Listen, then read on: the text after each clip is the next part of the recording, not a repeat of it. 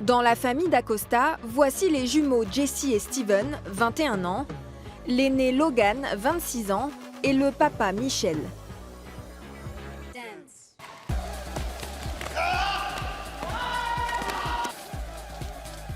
Chez les d'Acosta, on mange, on dort, on vit karaté.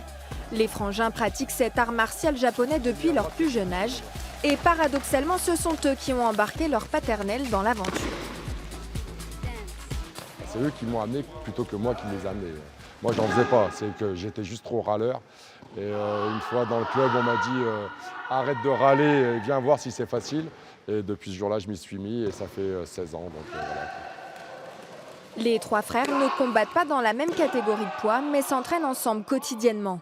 En région parisienne, la semaine, au pôle France de Châtenay-Malabry, et dans ce gymnase municipal de Mont-Saint-Martin le week-end. Grâce au karaté, ils ont tissé une relation forcément particulière. On aime bien s'entraîner ensemble, on se connaît, et à la fois c'est ça qui fait qu'on s'améliore aussi parce qu'on se force à chaque fois à changer pour réussir à surprendre l'autre et lui mettre un beau point. Et puis on aime bien se taquiner entre nous, donc forcément c'est toujours à celui qui gagne. On sait qu'il n'y en a pas un sur les trois qui va dire ah, j'ai pas envie, machin. Donc voilà, non, on se retient pas, mais c'est pas pour ça qu'on appuie plus non plus. En fait, on bosse. De toute façon, même si on était dans les mêmes catés, il n'y aurait pas de concurrence en vrai. Donc voilà, on est très proches, toute la famille de toute façon. Donc, mais là, comme dans des catégories différentes, on se tire vers le haut et c'est une force qu'on soit nous trois. La fratrie est en pleine préparation pour les championnats du monde. Ils feront tous les trois partie de la délégation française. Trop tard parce que tu veux te rapprocher de trop. Un accomplissement pour leur père Michel.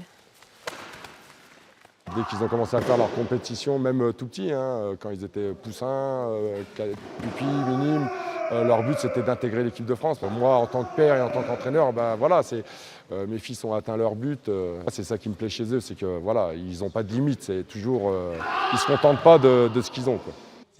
3 autres karatékas de l'USLM Karaté Mont-Saint-Martin sont également sélectionnés pour ces mondiaux. Un exploit pour un club qui ne compte que 130 licenciés dans une ville d'à peine 8000 habitants. Le club, vu que c'est une famille et qu'aux entraînements on s'insuffle tous une envie d'aller toujours plus loin, au final ça se concrétise par le fait qu'il y ait 6 athlètes au championnat du monde. C'est dû aussi, on va dire, au palmarès de mes fils. Je veux dire, voilà, ils ont quand même, au niveau du karaté mondial, ils ont quand même un beau palmarès, ils sont connus, ils sont reconnus. Les frères d'Acosta sont effectivement des références dans le karaté français.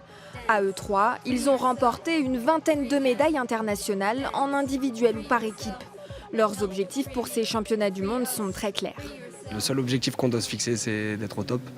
Donc voilà, après, si on fait moins bien, c'est le jeu, c'est le sport, c'est la loi du sport, mais l'objectif, c'est gagner. Il y a 2 ans, j'ai fait 3e et c'était déjà le bout de ma vie. Donc là, cette année, il faut gagner, pas le choix, il faut bien que ça arrive à un moment. D'autant que ces championnats du monde sont qualificatifs pour les Jeux Olympiques 2020 de Tokyo au Japon, le berceau du karaté.